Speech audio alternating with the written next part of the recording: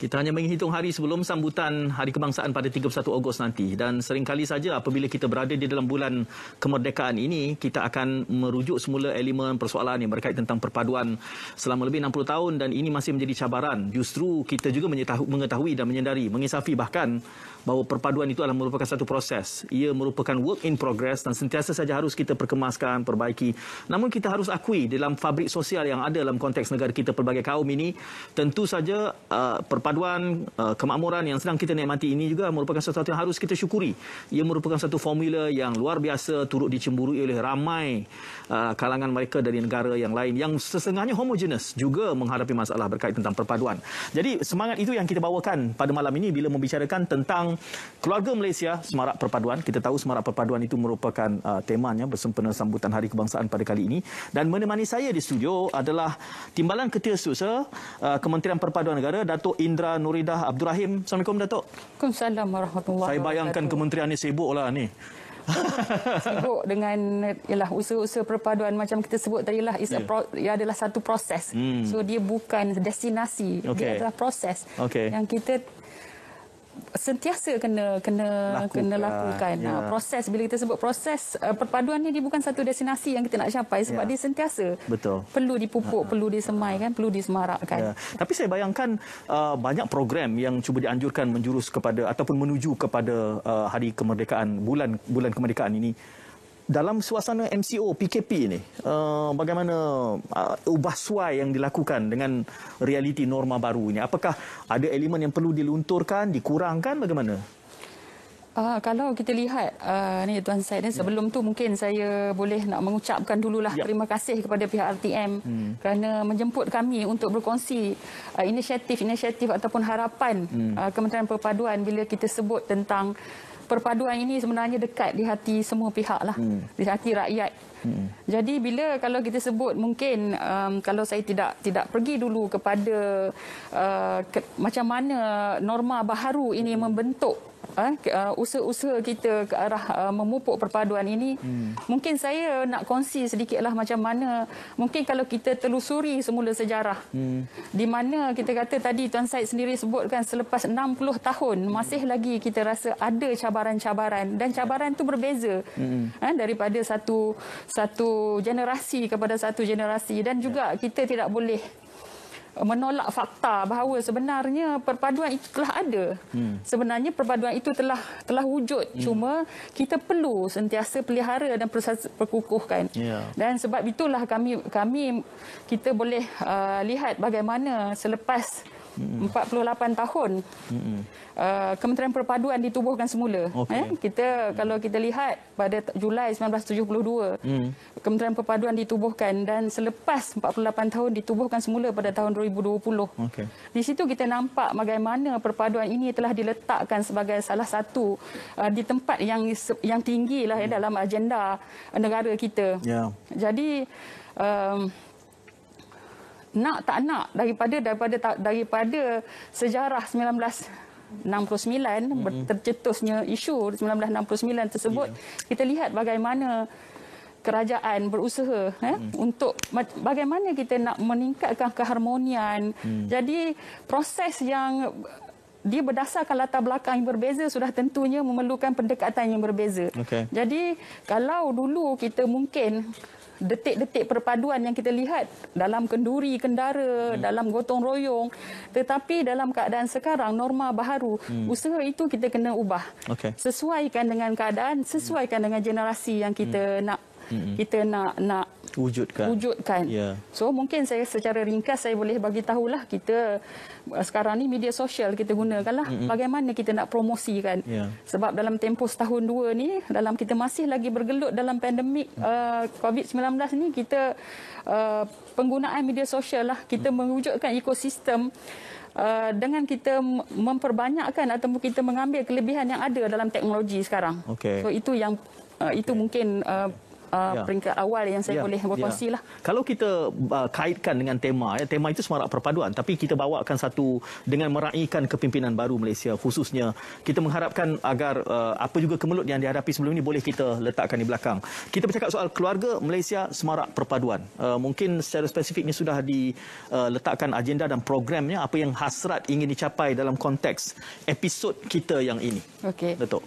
Okey, sebenarnya semarak perpaduan ini adalah satu cetusan, sebenarnya cetusan daripada mantan Menteri Perpaduan Negara sendiri, bagaimana kita nak menyemarakkan perpaduan Datuk Halimah binti Muhammad Sadiq. Bagaimana kita nak meletakkan atau menyemarakkan perpaduan itu. Bila kita sebut semarak, dah pastinya kita faham dari segi bahasanya apa itu semarak.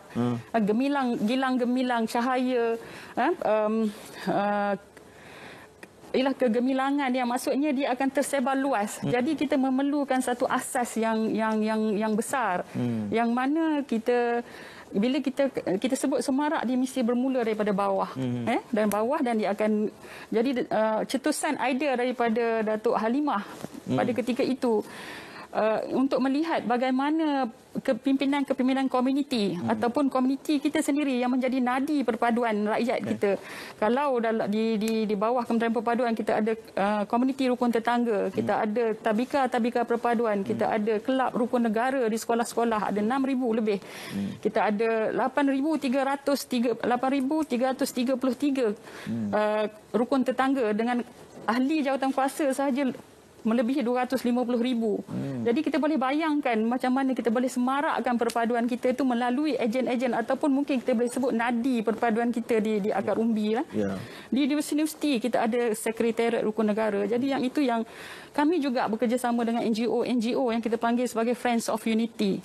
Jadi yang ini memang sangat penting.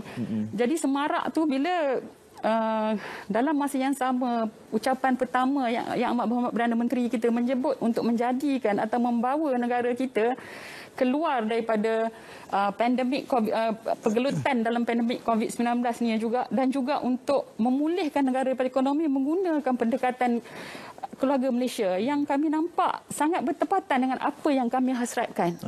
Sebab itu kita sangat teruja bila perkataan keluarga Malaysia tu, dan komponen dalam keluarga Malaysia yang Amat Berhormat Perdana Menteri sebut sendiri, kebersamaan, toleransi, itu sebenarnya adalah intipati kepada wujudnya perpaduan. Yang itu kita semarak keluarga Malaysia, semarak perpaduan lah yang kita bincangkan hari ini. Istilah anak-anak muda ni kata ngam lah. Ngam. Semarak perpaduan, kemudian kita ada keluarga Malaysia itu. Tapi sementara Datuk menyebutkan elemen ini, kalau boleh saya sentuh sedikit kaitkannya dengan perkembangan politik ya. Ada saja sebelum ini yang menganggap bahawa kalau tak ada kabinet maka tak boleh bergerak lah. Tapi nampaknya kementerian ini dengan semangat datangnya satu slogan baru, keluarga Malaysia, istilahnya tadi ngam saja. Jadi tidak, dan saya bayangkan sampai 31 ni kalaupun sempat masuk kabinet baru, tak banyak menteri baru itu boleh mengubah apa pun. Bererti sektor awam kita adalah juga lapisan yang membantu mengekalkan kestabilan. Jadi tak ada isu sebenarnya. Saya kira di bawah kepimpinan Datuk juga semangat perpaduan ini masih berjalan walaupun tidak dibentuk lagi kabinetnya. Itu tidak menjadi cabaran, Datuk? Boleh juga, mungkin saya nak share juga bila kita kata ngam tadi tu. Dalam keadaan masa yang sama, semarak perpaduan, program semarak perpaduan kemerdekaan kami juga telah dirasmikan pelancaran oleh Yang Berharga Tan Sri Ketua Siswa Negara.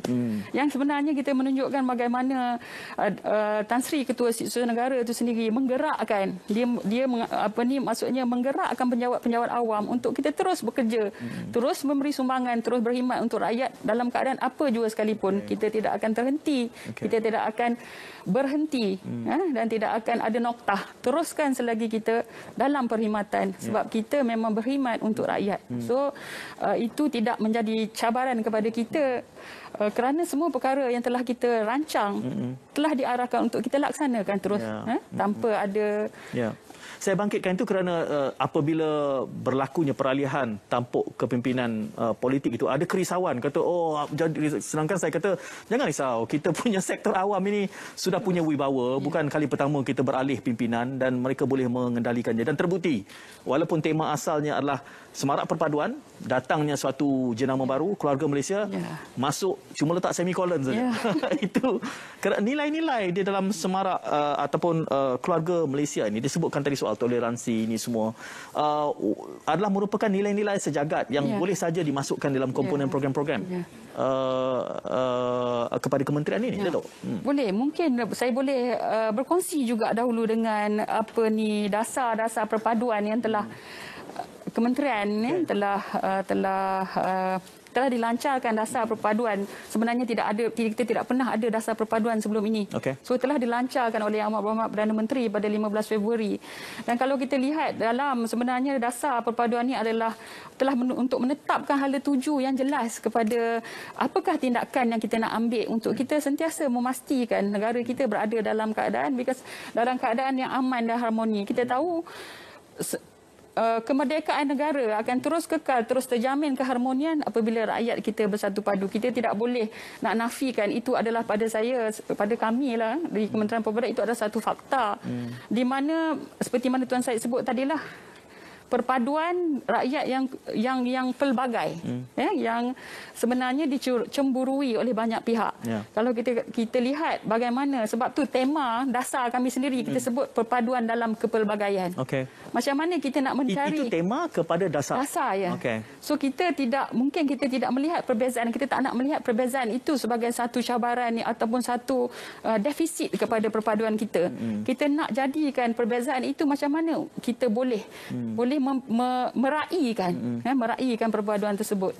Jadi bila kita sebut Yang Amat Berhormat Perdana Menteri menyebut keluarga Malaysia nak mengemudi negara dengan membawa pendekatan keluarga Malaysia, dia sebenarnya amat bertepatan dengan hala tuju yang telah kerajaan letakkan perpaduan tersebut. Jadi dia seolah-olah memberi suntikan semangat kepada kami sebenarnya untuk terus meletakkan agenda perpaduan itu dan terus melaksanakan inisiatif-inisiatif ataupun inisiatif yang telah kita rancang. Kita sebenarnya dalam setahun lah, saya rasa Mac 2020 kementerian ditubuhkan, kita telah membangunkan dasar perpaduan, pelan tindakan perpaduan negara. Kita juga telah membangunkan pelan pemerkasaan kepimpinan rukun tetangga. Kita nak memperkasakan kepimpinan rukun tetangga untuk menjadi ejen. Saya suka menyebut nadi, mungkin juga kan, nadi perpaduan kita di akar umbi. Dan juga yang terakhir, yang terkini telah dilancarkan oleh Yang Amat Menteri sendiri adalah pelan pemerkasaan, pelan tabika perpaduan kita. So kalau kita lihat apa yang kita nak bawa adalah macam mana kita dalam teras pertama, contoh dasar perpaduan adalah kita nak meningkatkan patriotisme. Dan dalam dasar teras ketiga kita nak wujudkan ekosistem perpaduan. Sebenarnya ini saling berkait. Kalau kita nak memastikan negara kita terus utuh, terus kukuh, semangat patriotisme dan perpaduan ini dia kena duduk bersekali. Dia kena jive lah. Jadi program kita hari ini semarak perpaduan kita sebut, tetapi semarak perpaduan ini dengan elemen-elemen yang ada itu adalah elemen untuk meningkatkan kecintaan kepada negara sebenarnya. Jadi bila kita nampak kalau kita boleh analogi satu keluarga, kita membayangkan keluarga kita yang besar, sudah tentunya toleransi sangat penting. Sudah tentu kita tak nak lihat keluarga kita dalam keadaan susah. Jadi bila semangat satu keluarga tu wujud, kita apa-apa perbezaan kita tidak jadikan sebagai satu kelemahan kepada satu pihak. Satu perbezaan kita orang kata melengkapi dan jadikan dia sebagai sesuatu yang kita boleh raikan bersama. Itu yang mungkin yang kita boleh. Yang menariknya kerana belum zahir kepada penonton, Datuk bawa banyak dokumen yang boleh kita kongsi terbitan daripada kementerian ini. Disebutkan tadi soal dasar, ada pelannya. Kalau kita mungkin boleh kongsinya nanti berkait tentang pelan ini. Kerana walaupun kita sudah beroperasi sebagai sebuah negara lama, dasar ini baru saja diwujudkan Februari 15 Februari ini. Jadi bagaimana dasar ini suatu penggubalannya mengambil kira realiti baru. Datuk di awal tadi bercakap soal work in progress dan kita mengambil kira realiti baru ini dengan cabaran maya ini. Penggubalannya sehingga wujudnya dokumen itu, mungkin Datuk boleh memberikan sedikit suluhan dan pencerahan. Okey, sebenarnya sebelum kita menggubal dasar perpaduan negara ni kita telah menyediakan kerangka pelan tindakan perpaduan negara yang mana kita mendapatkan maklum balas daripada rakyat, daripada seluruh peringkat. Maksudnya daripada pemimpinnya, agensi kerajaannya, swasta, NGO, kita daripada akar umbi. Kita dapat daripada rakyat di bawah sehingga ke akar umbi. Kita buat melalui pengumpulan data-data tersebut. Kita buat sama ada melalui online, melalui WhatsApp, kan, kita aplikasi teknologi terkini, dan pelbagai peringkat usia kita ambil.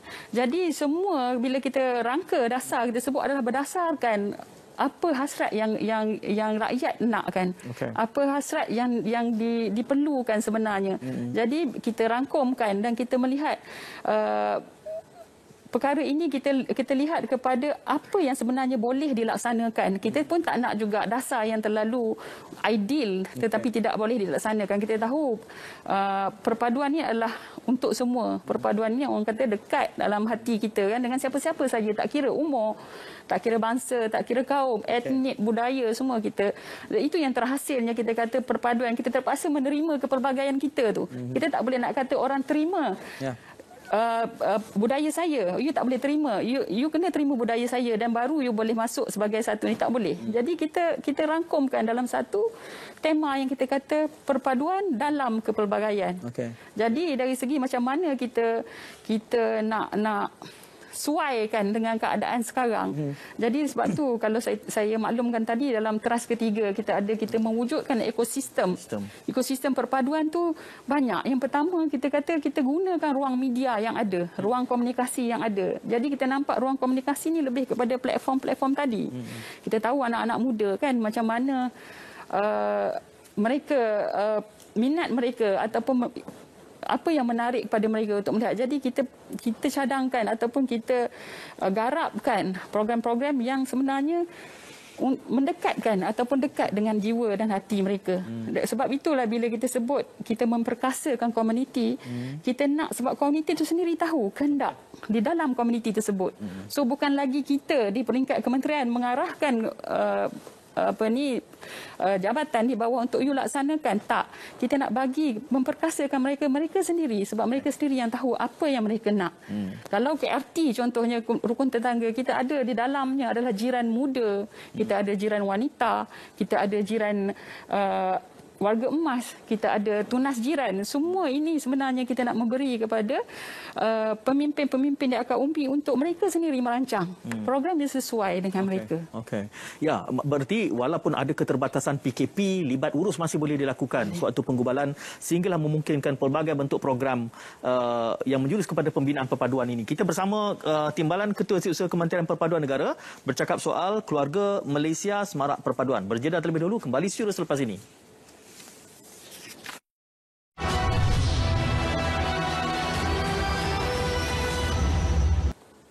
Ya, kembali bersama Bicara Naratif secara langsung dari Angkasa Puri bersama menemani di studio Timbalan Ketua Setiausaha Kementerian Perpaduan Negara, Datuk Indra Nurida Abdul Rahim, bercakap soal keluarga Malaysia Semarak Perpaduan, elemen-elemen asasnya. Tadi saya kira ini ingin saya kongsikan. Sudah pun banyak ni mewah. Saya harap tidak dibawa pulang. Ini jadi milik saya. Mudah-mudahan boleh, Datuk?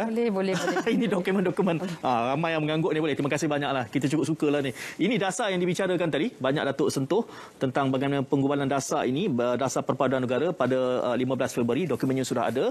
Selain daripada beberapa lagi naskah yang diterbitkan, tapi menarik di sini, Datuk, ini sifatnya pelan ini, pelan pemerkasaan kepimpinan. Ini KRT saya kira. Ya. Jadi ini baru saya kira yang boleh kita kongsikan. Ya, ini pun dilancarkan oleh Yang Berhormat Perdana Menteri pada 28 Februari yang lalu. Sebenarnya pelan pemerkasaan kepimpinan komuniti rukun tetangga ni bertujuan kita nak memperkasakan kepimpinan. Seperti mana saya sebut daripada awal tadilah, ini menjadi nadi kita, menadi perpaduan di akar umbi. Kita ada 8,333 kawasan rukun tetangga dan akan ditambah akan ditambah lagi berdasarkan kepada keperluan lah. Dengan ahli jawatan kuasa kita pun melebihi 250,000. Jadi sangat besar asas base di bawah sana untuk menjadi ejen kepada perpaduan. Jadi plan pemerkasaan kepimpinan ni kita nak meletakkan, sebenarnya kita nak meletakkan peranan utama kepada kepimpinan rukun tetangga itu sendiri, dan dalam masa yang sama kita nak menggalakkan keterlibatan yang semaksimum mungkin daripada komuniti kita. Jadi kita memperkasakan mereka untuk bergerak sebagai ejen perpaduan kita di bawah. Okey. Namun begitu saya difahamkan bahawa KRT ini, Komuniti Rukun Tetangga ini masih sifatnya sebagai sebuah NGO. Ya, dia adalah badan sukarela. Badan sukarela memang kami sangat sebenarnya tersentuh hatilah dengan komitmen yang diberikan oleh rukun tetangga kita ni. Mereka adalah badan sukarela yang memang orang kata sejak penubuhannya 1976 ditubuhkan. Kalau dulu mungkin lebih kepada keselamatan, dulu pada mula-mula penubuhan kawasan rukun tetangga adalah untuk keselamatan komuniti setempat. Masa tu dalam keadaan kita masih lagi belum aman masa di tahun-tahun awal 1970-an. Tujuan utamanya adalah untuk keselamatan, tetapi dia telah berevolusi ataupun telah berubah daripada kehendak berdasarkan kehendak persekitaran semasa, dan hinggalah ke hari ini peranan dia telah diperluaskan, bukan saja kepada keselamatan masih tetap. Kalau ikut evolusi dia selepas keselamatan fokus dia pada kejiranan, dan sekarang kita lebih meluaskan lagi fokus dia kepada mensejahterakan komuniti melalui ekonomi, kan. KRT Sihat, kalau kita tengok RT for All ni sebenarnya agenda kerja. Kita juga menyediakan buku agenda kerja KRT, RT for All kita panggil. Yang ini dia ada 4 agenda kerja. Jadi kita meluaskan dia bukan hanya kepada keselamatan, dia telah masuk kepada kesejahteraan komuniti itu sendiri, dan juga kepada kesihatan. Sebab tu baru-baru ni pun kita ada kerjasama dengan Kementerian Kesihatan Malaysia, kan, di bawah agenda Nasional Malaysia Sihat. So KRT kita menjadi penggerak kepada agenda di bawah sana, di komuniti sana. Apabila sebut soal rukun tetangga ni, generasi yang seusia saya ni, bayangkan ini pakcik-pakcik tua kumpul tengah malam, sembang, minum kopi, biskut lutut. Kita nampaklah mungkin di koridor surau Balai Raya, tetapi Datuk sebutkan bahawa ia sudah mula morph, berubah sesuai dengan pelan pemerkasaan dan ini agenda kerja ni yang tadi Datuk sebutkan, saya ingin kongsikan. RT for All, Rukun Tetangga for All, agenda kerja komuniti Rukun Tetangga. Berarti kita sifatkan ini sebagai apa? Field book, rujukan mereka untuk program yang boleh mereka lakukan. Datuk sebut ada 4 agenda. Saya dengar tadi kesihatan. Lagi kesihatan, dia ada agenda kerja KRT Selamat, KRT Sehat, KRT Sejahtera. Dan satu lagi KRT kita ada bakul makanan, itu termasuk dalam di program bawah KRT Sejahtera. Ini adalah antara program di bawah KRT Sejahtera yang mana kita gerakkan dalam keadaan pandemik. KRT juga kita gerakkan untuk membantu usaha kerajaan, macam mana untuk kita membantu komuniti-komuniti yang terkesan. Jadi telah diwujudkan satu pusat kita panggil RT Care Center, yang di situlah ada pengumpulan. Bila pengumpulan barang-barang makanan dan juga pengedaran barang-barang makanan kepada yang memerlukan. Kita gerakkan KRT kita daripada pelbagai kaum. Kalau kita boleh share daripada kita, macam KRT ni dia melangkau kaum, dia melangkau generasi, dia melangkau etnik. Jadi masing-masing akan cuba membantu komuniti masing-masing. Dan juga kita menggalakkan untuk pusat RT pengumpulan penyediaan pengedaran makanan ni, kita menggalakkan kerjasama daripada NGO, daripada syarikat-syarikat, dan alhamdulillah sebenarnya sangat mendapat sambutan. Di daerah-daerah kita telah mewujudkan ini semua, kita gerakkan sukarelawan kita lah, dan mereka sangat memberi komitmen. Dan mungkin sebab macam kita sebutlah, perpaduan ini sangat dekat di hati, jadi masing-masing buat dengan penuh, kita nampaklah penuh rasa keikhlasan, dan mereka sentiasa cuba mendapatkan daripada kementerian apa yang mereka boleh bantu. Mungkin saya boleh share juga dalam peranan KRT ini masa mula-mula kita pandemik, yang ada isu PPE, kekurangan PPE. Mereka menjahit sendiri PPE tersebut untuk diberikan kepada hospital-hospital COVID. Sama juga sekarang. Ini inisiatif KRT Ya. 4 lah. Ya, ya. Okay. Kita gerakkan dan mereka memang melaksanakan secara sukarela. Memang ternanti-nanti apa peranan kami boleh buat sebenarnya. Ini kita sedang saksikan visual ini, Movac ini. Ini sebahagian daripada gerak kerja KRT juga. Ini mobile vaccination saya jangka dengan akronim Movac itu. Ya, mobile vaccination sebenarnya ini adalah usaha sama juga. Kita sebab Kementerian Perpaduan ni kita bekerjasama dengan pelbagai pihak. Ya. Tadi saya sebut dengan Kementerian Kesihatan, yang ini kita bekerjasama dengan Kementerian Perumahan dan Kerajaan Tempatan untuk menyediakan mobile vaccination ni, bas yang kita ubah suai ke dalam bentuk PPV lah, untuk diberi vaksin. Yang mana fokus kita adalah kawasan-kawasan luar bandar, kawasan Felda, kawasan-kawasan ladang. Yang kawasan tidak ada, kita outreach kepada kawasan-kawasan yang mungkin penduduk-penduduknya sukar untuk ke PPV, jauh jaraknya. Jadi kita sediakan.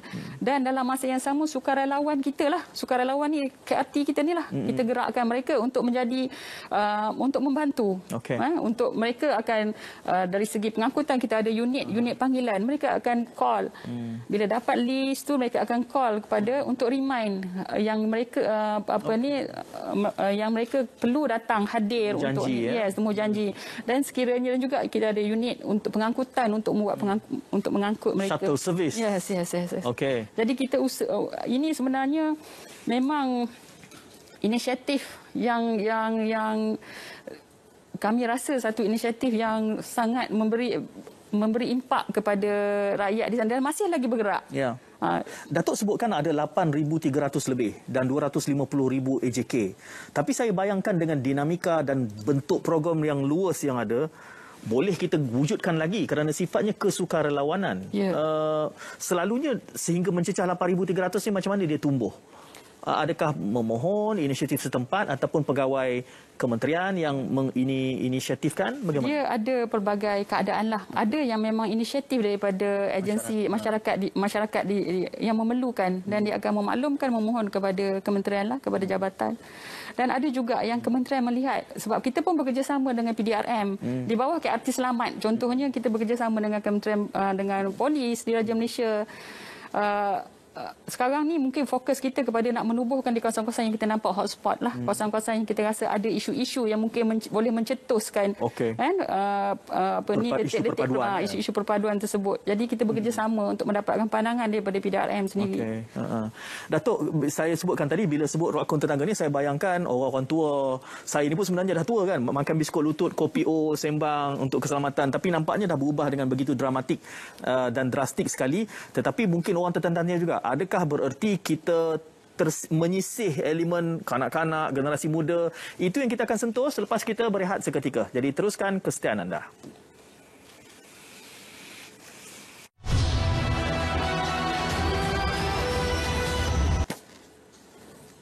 Ya, saya sedang menyemak isi kandungan ini menarik untuk RT for All disediakan untuk KRT. Dan tadi kebetulan Yang Berhormat Perdana Menteri bercakap soal generasi muda. Jadi itu yang saya bangkitkan. Saya gantung satu persoalan tadi tentang bagaimana pula kementerian ini melihat peranan ataupun menggembling, menyuntik elemen perpaduan ini sedari awal. Kerana kita tahu 60 tahun kita masih bercakap soal perpaduan, walau bagaimanapun kita menjustifikasikannya sebagai work in progress. Jadi dalam elemen kanak-kanak dan remaja ini mungkin ada program yang spesifik kepada mereka, Datuk? Okey, mungkin saya boleh berkongsi sedikitlah sebelum saya mengupas lebih lanjut berkenaan dengan salah satu lagi inisiatif daripada Kementerian Perpaduan Negara dengan kita menerbitkan, kita membangunkan pelan pendidikan awal kanak-kanak Tabika Perpaduan. Yang ini yang telah kita mungkin boleh saya petangkan, Datuk. Mungkin penonton nak tengok, kita boleh zoom ini pelan pendidikan awal kanak-kanak ini Tabika Perpaduan. Kita ada sebenarnya di seluruh negara 1,781 buah Tabika Perpaduan yang ditubuhkan pada tahun 1976, mula ditubuhkan. Pada ketika itu hasrat dia pun sama untuk kita nak memupuk semangat muhibah kanak-kanak. Jadi selepas hampir 40 tahun penubuhannya, kita melihat kita perlu sediakan satu pelan, kita nak memperkasakan juga. Kita nak lihat bagaimana peranan Tabika Perpaduan tu untuk kita nak memula memupuk, sebenarnya menyemai. Dia belum memupuk, kita menyemai benih-benih perpaduan dalam diri kanak-kanak kanak-kanak. Kita nak semai dahulu erti perpaduan itu sendiri. Kita nak semai nilai-nilai murni dan juga kita nak semai semangat cintakan negara. Untuk itu kita plan pendidikan awal kanak-kanak ni kita berpaksikan kepada rukun negara. Jadi kita meletakkan rukun negara ini sebagai satu perkara penting yang perlu diajar kepada anak-anak kita, kepada kanak-kanak kita seawal usia 4 tahun lagi. Bukan sahaja kita ajar mereka untuk mengingati, menghafal apakah rukun negara tersebut, tetapi lebih kepada kita nak mereka tahu, faham dan juga mengamalkan nilai-nilai yang ada di sebalik rukun negara tersebut, kan. Apa sifat-sifat yang perlu ada sebagai rakyat yang perlu ada untuk menjadi rakyat yang cintakan negara. Mungkin di level yang setara dengan umur mereka, macam mana mereka boleh menerima kawan yang berlainan bangsa, macam mana mereka boleh meraihkan kepelbagaian yang ada, perayaan berbeza, kan, makanan berbeza, yang itu kita cuba terapkan. Dan juga kita harap apabila mereka masuk ke sekolah yang formal nanti, mereka mereka boleh meraihkan kawan-kawan yang lebih besar ataupun lebih pelbagai. Jadi untuk itu juga kami juga telah membangunkan satu buku jugalah, buku modul rukun negara, yang mana buku ini memang khusus kepada kanak-kanak tabika perpaduan, yang kita rasa, kita lihat memang kita bangunkan untuk sesuaikan sebenarnya dengan usia tersebut. Dia mudah, bukan kita kata perlu mereka, kita menganggap ataupun kita mengharapkan mereka faham rukun negara ni seperti mana orang dewasa memahami, tidak. Kita memberi asas kepada mereka supaya nilai-nilai murni yang sepatutnya ada di sebalik rukun negara tersebut mereka faham dan mereka boleh amalkan dalam kehidupan mereka. Mungkin menghormati yang sangat basic, yang sangat simple, tetapi sebenarnya itu adalah basic kepada mewujudkan satu masyarakat selepas ini yang boleh faham akan apa itu perpaduan yang faham, apa itu semangat yang perlu ada untuk menjadi rakyat yang mempunyai jati diri, cintakan negara. Ini sebahagian daripada buku teks tabika perpaduan yang disediakan. Saya lihat di sini ada juga untuk subjek bahasa Melayu, bahasa Inggeris, matematik awal, sains awal, pendidikan moral, dan ini berkait tentang rukun negara. Juga menjadi sebahagian daripada, saya sebut kurikulum boleh komponen pendidikan di dalam tabika perpaduan. Saya seronok bila TKSU datang bawa banyak buku ni. Sebab dia tak akan bawa balik ni, saya minta dia mesti bagi punya. Dan kita isytiharkan di TV ni. Oh, penerbit saya pun minta juga. Kena hantar lagi lah lepas ni. Kalau boleh saya nak share, Tuan Syed. Buku-buku ni saya pun seronok jugalah bila nak share buku-buku macam mana kita nak terapkan elemen perpaduan di dalam pengajaran pendidikan tu. So buku-buku kita ni, buku-buku teks murid-murid ni kita masukkan, selitkan elemen perpaduan. Kalau dahulu kita tengok buku tabika, kan. Kalau contoh perkataan B untuk bola, mungkin B kita gunakan apa perkataan yang menunjukkan perpaduan. Maksudnya secara tak langsung cikgu mengajar pun kita terapkan ke dalam diri. Mungkin dari segi pakaian, kita pakaian-pakaian kita sesuaikan dengan pakaian-pakaian etnik yang ada. So maksudnya mereka belajar membaca, tetapi secara tidak langsung mereka faham apa sebenarnya yang ada dalam dunia yang lebih besar, dalam Malaysia yang lebih besar ini. Itu untuk kanak-kanak. Saya sebutkan tadi soal remaja, ini mungkin dalam konteks pendekatan kita juga, kanak-kanak ni lebih mudah dibentuk. Tetapi bila dah tiba peringkat remaja ni, mereka sudah ada pemikiran sendiri. Apa program yang disediakan untuk generasi sebegitu? Kita juga sebenarnya, kalau bolehlah saya nak kongsi, saya banyak benda saya rasa saya nak kongsi berkenaan dengan apa yang ada. Datuk kena buat channel sendiri nanti. Saya nak kongsikan banyak keperkongsian dengan Datuk hari ini. Sebab saya bila sebut pasal perpaduannya macam saya dia dekat hati kita, kan. Jadi sebenarnya kalau kita lihat telah diletakkan asas yang sangat cantik macam mana kita nak membina perpaduan, membina semangat patriotisme dalam kalangan masyarakat kita. Bermula daripada kanak-kanak tabika lagi. Kalau di Kementerian Perpaduan lah saya fokus di peringkat sekolah rendah, kita ada kelab rukun negara. Yang mana kita bekerjasama dengan Kementerian Pelajaran Malaysia. Kita wujudkan kelab rukun negara seperti mana kelab-kelab lain, tapi kelab ini adalah fokus kepada untuk mencipta atau menyuntik semangat patriotisme. Dan sampai ke universiti kita ada sekretariat rukun negara. Sekarang kita ada lebih 6,400 kelab rukun negara di seluruh Malaysia, dan kita masih lagi dalam usaha untuk menubuhkan lebih banyak lagi. Dan juga kita ada 182, lebih kurang 182 sekretariat rukun negara di universiti-universiti. Yang mana mereka ini juga kita beri peranan. Macam contoh untuk program-program kita sepanjang Semarak Merdeka ni, kita bagi peranan kepada mereka untuk mereka macam mana mereka perlu menggerakkan atau menarik penglibatan rakan-rakan sebaya. Untuk mungkin tabika kita yang kena bantu, tetapi untuk di peringkat universiti mereka sendiri akan melaksanakan program tersebut. Di awal tadi Dato' ada menyebutkan soal bagaimana pendekatan Maya ini untuk reach out, penataran. Ya. Saya bukan sekadar mempromosikan media sosialnya dipanggil sebagai perpaduan negara. Itu media sosialnya, akaun name lah katanya. Maknanya banyak dihimpunkan di situ program-program. Apakah di situ juga boleh menjadi pautan untuk mereka yang mungkin nak menjadi sukarelawan? How do they reach out? Bagaimana mereka boleh menggunakan platform Maya ni dalam realiti PKP ni supaya boleh mendekati dan menawarkan khidmat sebagai sukarela misalnya. Apakah possible? Kita ada dari segi media sosial kita, kementerian akan ada media sosial rasmi. Dan juga kita ada sebenarnya di jabatan-jabatan perpaduan negeri. Kita ada sampai sebenarnya jabatan kita ada sampai di peringkat daerah. So maksudnya di peringkat komuniti-komuniti di bawah di daerah ada saluran untuk mereka memberi apa-apa pandangan ataupun memberi khidmat kepada, sebab kita ada sampai di peringkat daerah. Jabatan perpaduan kita ada sampai di peringkat daerah. So saya rasa yang itu tak ada masalah, dan dari segi media sosial pun memang kita guna di peringkat sampai di peringkat daerah kita ada. Ya, kerana saya bayangkan tadi bila bercakap soal generasi muda yang sangat savvy dalam menggunakan media sosial ini, jadi ada banyak juga saluran juga dalam realiti PKP ini. Banyak program yang mula dilakukan secara dalam talian. Jadi tidak terbatas dengan realiti itu. Nanti kita akan bicarakan juga tentang selama sebulan ini, bulan kemerdekaan, bulan kebangsaan ini, apa pengisiannya bersama Dato' Indra Nurida Abdul Rahim. Kita berehat dan kembali sejurus selepas ini. Ya, itu moodnya bersempena bulan kemerdekaan ini. Sama-sama, tidak perlu, ada juga nanti tak edarkan bendera ke? Ini musim PKP ni siapa nak edar bendera? Inisiatif sendirilah harus dibangunkan. Bulan ini, saya bayangkan di awal tadi saya kata bulan ini mesti sibuk program-program di bawah kementerian ini. Jadi saya difahamkan memang ada sebarisan yang sudah terjadual. Boleh kita kongsikan, Datuk? Okey, sebenarnya bila kita sebut Semarak Perpaduan tadi itu, sebenarnya fokus dia adalah dalam tempoh sebulan, tempoh 1 Ogos hingga 16 September kita menyambut bulan kebangsaan ini. 93 program sebenarnya telah kita susun, dan terima kasih kepada Kementerian Komunikasi dan Multimedia atas kerjasama yang telah sokongan yang telah diberikan kepada Kementerian Perpaduan, juga Kementerian Kebudayaan, MOTAC juga, dan juga kita juga bekerjasama dengan agensi-agensi lain. Program-program kita ni sebenarnya dia menyeluruh daripada peringkat kementerian, jabatan sehinggalah kepada peringkat akar umbi kita di bawah.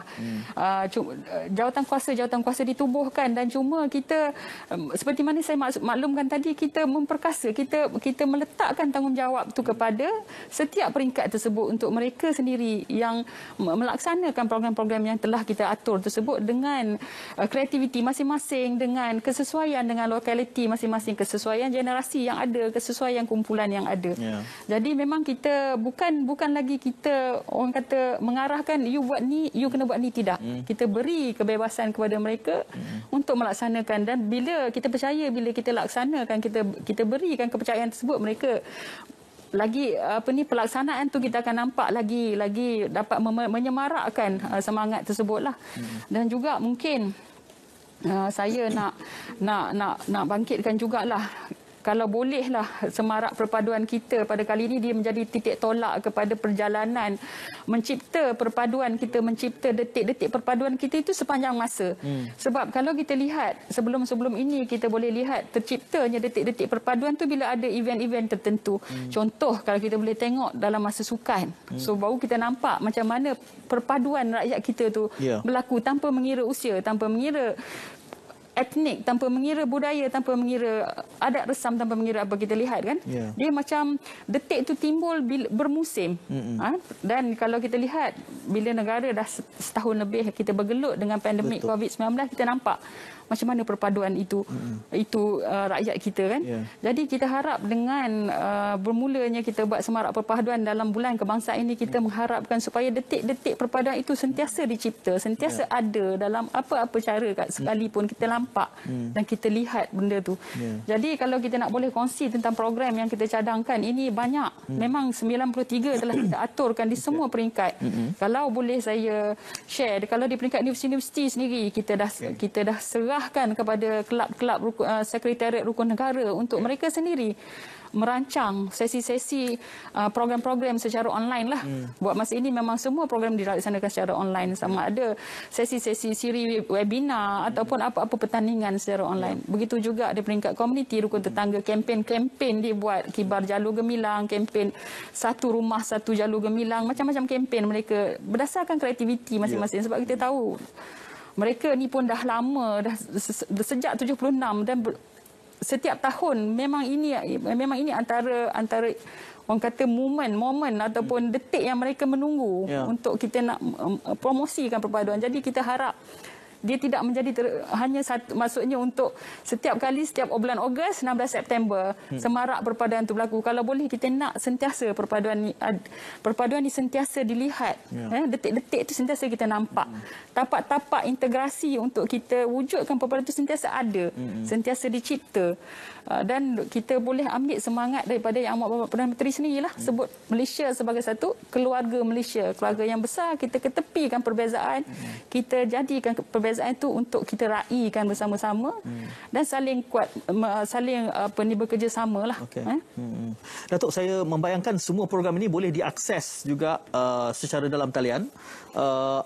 Media sosialnya tadi adalah Perpaduan Negara. Ya, di IG, Twitter dan juga Facebook. Jadi kesemuanya ada di situ. Saya suka apabila Datuk menyebutkannya tadi sebagai detik-detik, kerana dia dalam bual bicara dengan beberapa tokoh yang lain akademik, termasuk Prof Ulung Syamsul Amri, bila orang mempersoalkan bahawa Malaysia ini perpaduannya terganggu, tergugat, dia kata tidak juga Syed, kerana hakikatnya kita ada momen. Dia menggunakan istilah momen, Datuk menggunakan istilah detik.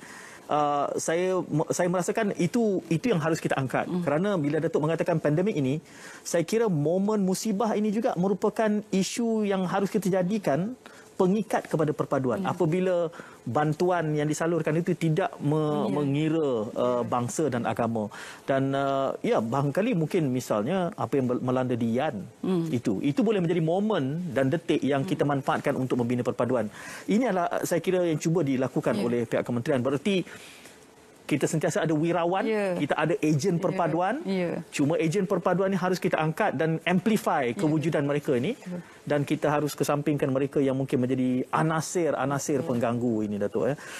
Ini juga boleh diwujudkan dalam pelbagai agensi, saya kira, kerana di dalam struktur kementerian juga saya difahamkan ada peringkat negerinya, ada daerahnya. Tetapi bagaimana mengaitkan ini sehingga kepada peringkat komuniti selain daripada KRT itu? Kita ada NGO dan juga kita ada struktur tabik urus yang kita bekerja sama dengan pejabat daerah kan, yang mana kita pun tahu kalau kita pejabat daerah yang kita boleh membantu kita dari segi macam mana kita nak reach up, kita nak reach sampai kepada akar umbi tersebut di kawasan-kawasan yang tak ada KRT contohnya. Kita masih tetap boleh bekerja sama dengan NGO yang ada dengan peringkat-peringkat daerah dan sampai ke bawah. Yang itu sebenarnya tidak menjadi satu masalah kepada kita. Tapi saya suka juga mungkin nak sebut tentang yang kita kata anasir tadi. Mungkin yang ini yang kita kata perbezaan yang mungkin kalau kita tidak raikan, dia akan menjadi satu cabaran untuk diuruskan. Dia bukan sesuatu benda yang kita rasa anasir yang sangat ini, tapi dia adalah satu cabaran yang kalau kita kata mungkin dia defisit, kan? Mungkin perbezaan yang macam mana. Sebab itu yang kita nak letakkan, kita nak semai daripada peringkat awal lagi. Peringkat kanak-kanak kita tak nak perbezaan itu bila sampai di atas, sampai mereka dewasa baru mereka nampak perbezaan tersebut dan tak boleh nak disesuaikan. Jadi kalau mereka daripada kecil lagi dah tahu kita dalam kaum yang berbeza, kita dalam etnik yang pelbagai etnik, pelbagai agama, bukan kita kena memahami. Bila kita faham dan kita boleh bersama, kebersamaan tu akan timbul bila kita faham. Kalau tak faham memang tak akan timbul kebersamaan itu. Datuk, saya melihat cabaran perpaduan ini juga timbul daripada benak hati. Ya, kalau tak ada kemahuan tu, kerana saya melihat passion Datuk tu, saya digambarkan Datuk adalah editor kepada banyak bahan ini. Jadi kerana itu Datuk sangat selesa bercakap soal ni kerana Datuk menghayati setiap bait dan juga menyusun idea ini. Kalau dari kata hati Datuk sendiri, cabaran perpaduan dalam konteks Malaysia ini, di mana saya selalu bermain dengan tetamu saya kata saya bagi tongkat sakti lah. Saya nak bagi tongkat sakti yang sama pada Datuk. Datuk nak ketuk tongkat sakti ni di mana kalau kita bercakap soal perpaduan ni kita kena bermula di sini. Tongkat sakti saya berikan pada Datuk.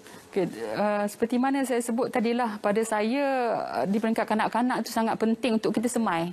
Sebab tu bila saya guna perkataan kita semai, kita baja di peringkat mungkin di peringkat lebih ni kita baja apa yang ada dia semai kita baja kita pupuk bila dah ada dah cantik dan kita pelihara kita pelihara ni sangat penting sangat dan juga crucial lah untuk pelihara dan peranan pemimpin sangat penting lah pemimpin daripada semua peringkat peringkat yang paling tinggi peringkat saya sebenarnya sangat apabila perkataan keluarga Malaysia tu sebenarnya sangat saya rasa saya tersentuh sangat. Maksudnya daripada peringkat tertinggi. Jadi pemimpin-pemimpin di bawah sampai ke akar umbi memainkan peranan yang sangat penting untuk memastikan pelihara. Memelihara tadi sangat penting, sangat kritikal lah. Baik. Terima kasih Datuk atas perkongsian ini dan terima kasih juga atas bekalan buku ni. Penerbit saya cemburu dia tak dapat. Tapi tak apalah. Nasib yang kali lain lah Ros ya. Datuk datang lagi bawa buku lagi. Ada banyak buku terbitan ini. Dan terima kasih semangat perpaduan ini kita semarakkan di sepanjang bulan kemerdekaan ini. Kepada penonton juga terima kasih diucapkan. Jumpa lagi insya-Allah. Assalamualaikum dan salam.